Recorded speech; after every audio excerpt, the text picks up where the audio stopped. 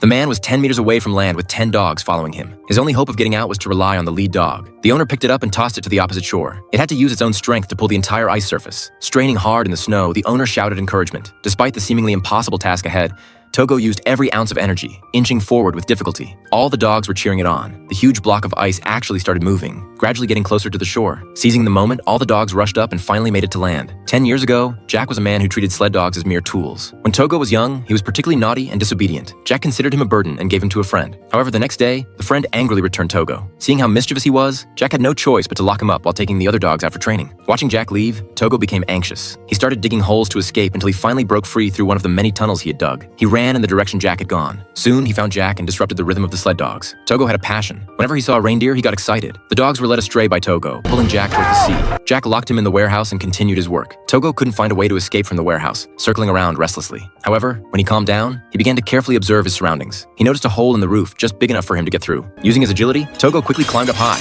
Then, after a series of noises, Togo successfully escaped once again. Due to copyright issues, that's all I can share with you. If you're interested, you can check out